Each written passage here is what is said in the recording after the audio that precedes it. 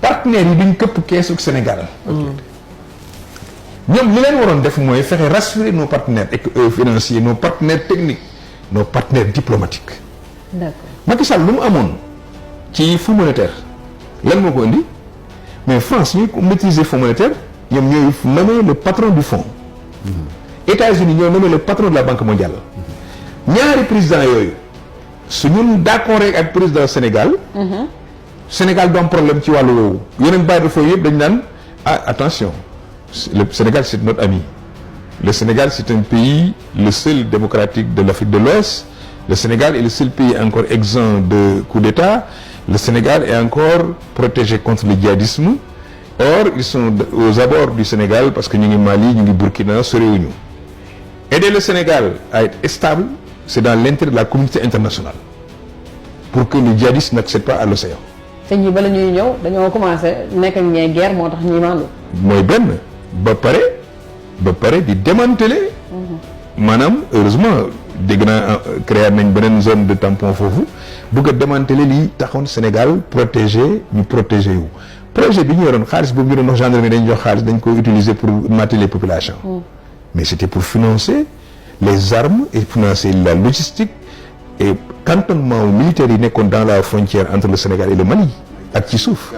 waaw Garci bi ay milliards la loolu pour nga am ko yow amoo ko amoo la technologie qu'il faut amoo la surveillance aérienne qu'il faut amoo les satellites qui peuvent te renseigner amoo même les renseignements yoo xam ne ñu ngi ci biir population yi pour mën a joxe les bonnes informations pour la sécurité mais Macky Sall amoon na chance boobu. li ko indi mooy lan du ñàkk fulla à chaque fois qu'il a eu l'occasion wax na ak la communauté internationale fulla ak fayda il faut que les rapports que nous avons surtout dans le cadre du multilatéralisme Fonds monétaire ak Banque mondiale y compris même les Nations Unies dañ ko war a xoolaat dañ war a xoolaat DTS yi droits de tirage spéciaux yi pourquoi yenn pays am ci plus que ñun Afrique ñi nga ko soxla amuñ ci lu toll noonu xeex la loolu mais diplomatie. mais position bu mel noonu président de la République mu ngi koy am du moment où ñi nga xamante ni ñoom lañ daan. ban président la Diomaye Faye. waaw mu ngi am diplomatie boobu noonu. ak naka. parce que ñi nga xamante ni ñoom lañ daan àndal di xeex ci xeex panafricanisme ñoom dañoo yaakaaroon ne buñ ñëwee dañuy dagg coûte suñu relation ak la France mais président bi ñëwee dégg nga ko mu ne le Sénégal n'est la propriété privée de personne. moment bi nga xamante ne ñeneen ñi Mali Burkina ñu ngi dàq France di woo Russie mais ñoom daf ne nañ waxtaan ak ñëpp dialogue ak ñëpp partenariat mu nekk partenariat gagnant-gagnant. oui mais xam nga quand même. ñu ngi jéem a rataxal. mais xam nga quand même suñu diggante ak la France mais xam nga quand même. naxante ak moom. mais xam nga quand même Sénégal warul jël modèle ci ay Mali ay Burkina Faso ak ñooñu loolu mooy benn ñaareel ba tu sais très bien que au plan diplomatique même si dans les discours. Diomaye wax na ne Sénégal n'est la chasse gardée de personne il le disait contre la France il le disait pour dire aux autres la Russie la Chine et les autres pays que oui ce pays n'appartient pas à la France ça appartient à tout le monde. Vous pouvez venir. Vous pensez? Clair sinon il n'a pas besoin de le dire parce que déjà la Russie les Chinois étaient là c'est clair que la France était toujours là. mais tout le monde a pensé ñoom loolu lañ doon wax que France moom moo jël kuddam teg ko ci putu Sénégal. loolu nekkul dëgg. c'est pas vrai. C'était un partenariat. Chaque État a des intérêts.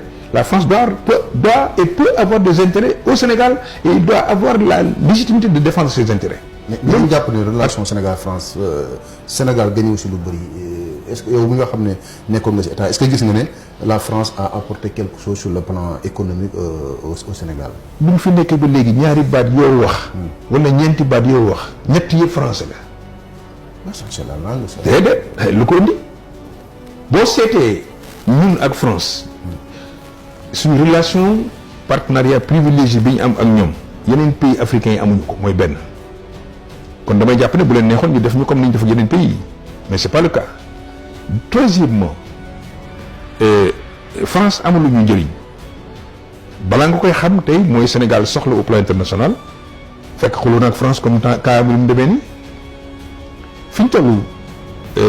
ki nga xam ne mooy Diomaye il fait des efforts comme tu le dis pour parler un langage diplomatiquement correct mais à chaque fois que Diomaye sort pour essayer de montrer que nous sommes dans les dispositions d'être un pays voilà neutre entre guillemets un pays fréquentable un pays qui ne fait pas comme le Mali ou comme le Burkina Faso Le lendemain, Sonko sort, fait une déclaration qui va à l'encontre des positions du président. waxuma ne dégguwuñ ci mun naam dañuy ñoo ci déggoo kii waxal lu sedd man may tàngal mais tàngal bi amu ci njëriñ. Pourquoi amu ci njëriñ mooy comme moom Diomaye mooy Sonko Sonko mooy Diomaye damay jàpp ne tout ce que Sonko fait c'est Diomaye qui le fait. Au plan diplomatique. D'accord. Or la démarche de Sonko en matière diplomatique c'est comme un éléphant sur de la porcelaine, dans un magasin de porcelaine. Pourquoi comme moom moo bëgg a mener maanaam le pays vers le progrès en essayant de faire les ruptures qu'il faut lu tax mënul am un discours conciliant mais de respect d'abord du partenaire et d'exigence de respect du partenaire à notre égard, ce qui est de mon point de vue le cas Ablaye Wade. ñoom dañu gën a patriote Ablaye Wade gën a panafricaniste Ablaye Wade. Quand Ablaye Wade voulait montrer aux tubaab entre guillemets tous que li ngeen di def faalewuma leen wala que nii intérêt Sénégal moo ma gënal seen bos, il ne le faisait pas de manière aussi ostentatoire mais dafay jël avion dem Libye seeti Kadhafi def déclaration Tripoli dem fii jóge fi dem Khartoum. Les adversaires de la communauté internationale, je veux dire des occidentaux wala mu jóge fi dem Chine wala Turquie loolu fi dugal Ablaye Wade sinon ku leen fi gën a dugal ko Ablaye Wade. Donc c'était une forme de faire une pression sur la France et les États-Unis. Donc ñu tax benn anecdote quand j'étais président du groupe parlementaire Ablaye Wade a voulu investir beaucoup d'argent dans l'éducation et la santé. Il voulait dans le budget mettre beaucoup d'argent parce qu'il dit que tant que régler la question de l'éducation duñ mën a concurrencer avec les pays développés. Bailleurs de fonds yi bon Banque mondiale surtout Fonds monétaire ne ñoom seen xaalis du dugg ci projet yu jëm financer l'éducation mu wax leen ne leen l'éducation est un investissement c'est pas des postes de fonctionnement.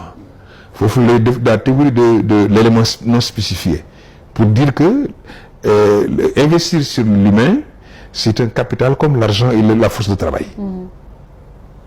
tubaab yi gënuñ loolu dafa départ fii rek woo ma ñëw mu ne ma bu subaa daf leen foofu proposition de loi pour autoriser ma à emprunter 100 milliards avec tel pays boo xam ne adversaire américain yi lañ ma dem baat ci loolu le surlendemain banque mondiale partenaires yi duñ këpp keesu Sénégal. ñoom li leen waroon def mooy fexe rassurer nos partenaires financiers nos partenaires techniques nos partenaires diplomatiques. D'accord. Macky Sall lu mu amoon ci fonds monétaire lan moo ko indi mais France ñuy maîtriser fonds monétaire ñoom ñooy nommer le patron du fonds. États-Unis ñoo nommé le patron de la Banque mondiale. ñaari président yooyu su ñun d'accord rek ak président Sénégal. Sénégal du am problème ci wàllu woowu yeneen bàyyi de fonds yëpp dañu naan attention. Le Sénégal c'est notre ami. Le Sénégal c'est un pays le seul démocratique de l'Afrique de l'Ouest. Le Sénégal est le seul pays encore exempt de coup d'État. Le Sénégal est encore protégé contre le djihadisme. Or ils sont aux abords du Sénégal parce que ñu ngi Mali ñu ngi Burkina sorewuñu. Aider le Sénégal à être stable c'est dans l'intérêt de la communauté internationale pour que le djihadisme n'accède pas à l'océan. te ñi bala ñuy ñëw dañoo commencé nekk ak ñee guerre moo tax ñuy mandu. mooy benn ba pare di démanteler. maanaam heureusement dégg naa créer nañ beneen zone de tampon foofu bëgg a démanteler lii taxoon Sénégal protéger wu projet bi ñu yoroon xaalis boobu ñu doon wax gendarmerie dañ jox xaalis dañ ko utiliser pour mater les populations. Mais c'était pour financer les armes et financer la logistique et cantonnement militaire yi nekkoon dans la frontière entre le Sénégal et le Mali ak ci suuf. waaw Garci bi ay milliards la loolu pour nga am ko yow amoo la technologie qu'il faut amoo la surveillance aérienne qu'il faut amoo les satellites qui peuvent te renseigner amoo même les renseignements yoo xam ne ñu ngi ci biir population yi pour mën a joxe les bonnes informations pour la sécurité mais Macky Sall amoon na chance boobu.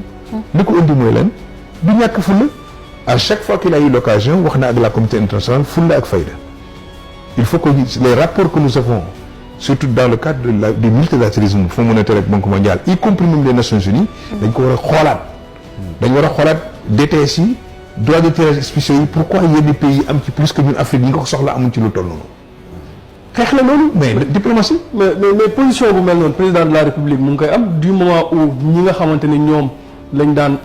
ban président bokkal Diomaye Faye. waaw mu ngi am mu ngi am diplomatie boobu noonu. ak naka.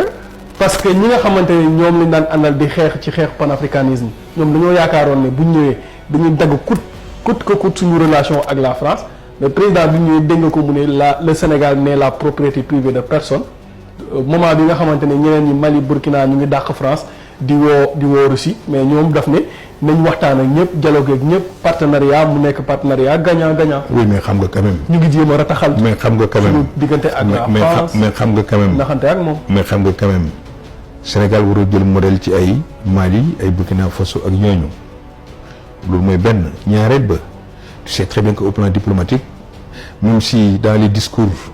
Diomaye wax na ne Sénégal n'est la chasse gardée de personne il le disait contre la France il le disait pour dire aux autres la Russie la Chine et les autres pays que oui ce pays n'appartient pas à la France ça appartient à tout le monde. Vous pouvez revenir. Vous pensez? Clair sinon il n'a pas besoin de le dire parce que déjà la Russie les Chinois étaient là c'est clair que la France était toujours là.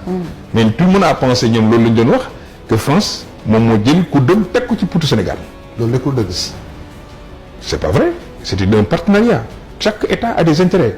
La France doit et peut avoir des intérêts au Sénégal et il doit avoir la légitimité de défendre ses intérêts. mais ñu jàpp ne relation Sénégal-France Sénégal gagné aussi lu bëri est-ce que yow mi nga xam ne nekkoon nga ci État est-ce que gis nga ne la France a apporté quelque chose sur le plan économique au Sénégal. bu mu fi nekkee ba léegi ñaari baat yoo wax. wala ñeenti baat yoo wax ñett yëpp français la. c'est la langue ça. déedéet lu ko indi. boo seetee ñun ak France suñu relation partenariat privilégié bi ñu am ak ñoom yeneen pays africains yi amuñu ko mooy benn kon damay jàpp ne bu leen neexoon ñu def ñu comme ni ñu def yeneen pays yi mais c'est pas le cas. Troisièmement France amul ñu njëriñ balaa nga koy xam tey mooy Sénégal soxla au plan international fekk xuloo na ak France comme temps cas bi mu demee nii fi ñu toll. ki nga xam ne mooy Diomaye il fait des efforts comme tu le dis pour parler un langage diplomatiquement correct mais à chaque fois que Diomaye sort pour essayer de montrer que nous sommes dans les dispositions d'être un pays voilà neutre entre guillemets un pays fréquentable un pays qui ne fait pas comme le Mali ou comme le Burkina Faso le lendemain Sonko sort fait une déclaration qui va à l'encontre des positions du président waxuma ne dégguwuñ ci mun naam dañuy ñoo ci déggoo kii waxal lu sedd man may tàngal mais tàngal bi amu ci njëriñ pourquoi amu ci njëriñ mooy comme moom Diomaye mooy Sonko mooy Diomaye damay jàpp ne tout ce que Sonko fait c'est Diomaye qui le fait au plan diplomatique. D'accord. Or la démarche de Sonko en matière diplomatique c'est comme un éléphant sur de la porcelaine dans un magasin de porcelaine. Pourquoi comme moom moo bëgg a mener maanaam le pays vers le progrès en essayant de faire les ruptures qu'il faut lu tax mënul am un discours conciliant mais de respect d'abord du partenaire et d'exigence de respect du partenaire à notre égard ce qui est de mon point de vue le cas Ablaye Wade ñoom dañu gën a patriote Ablaye Wade gën a panafricaniste Ablaye Wade quand Ablaye Wade voulait montrer aux tubaab entre guillemets tous que li ngeen di def faalewuma leen wala que ñii intérêt Sénégal moo ma gënal seen bos il ne le faisait pas de manière aussi ostentatoire mais dafay jël avion dem Libye seeti Kadhafi def déclaration Tripoli dem fii jóge fi dem Khartoum les adversaires de la communauté internationale je veux dire des occidentaux wala mu jóge fi dem Chine wala Turquie loolu fi dugal Ablaye Wade sinon ku leen fi gën a dugal ko Ablaye Wade donc c'était une forme de faire une pression sur la France et les États-Unis donc ñu tax benn anecdote quand j'étais président du groupe parlementaire Ablaye Wade a voulu investir beaucoup d'argent dans l'éducation et la santé il voulait dans le budget mettre beaucoup d'argent parce qu'il dit que tant que régler la question de l'éducation duñ mën a concurrencer avec les pays développés bailleurs de fonds yi bon Banque mondiale surtout Fonds monétaire ne jëm seen xaalis du dugg ci projet yu jëm financer l'éducation mu wax leen ne leen l'éducation est un investissement c'est pas des postes de fonctionnement foofu lay def la théorie de l'élément non spécifié pour dire que investir sur l'humain c'est un capital comme l'argent et la force de travail. tubaab yi gënuñ loolu dafa départ fii rek woo ma ñëw mu ne ma bu subaa daf leen foofu proposition de loi pour autoriser ma à emprunter 100 milliards avec tel pays boo xam ne adversaire américain yi lañ ma dem baat ci loolu le surlendemain banque mondiale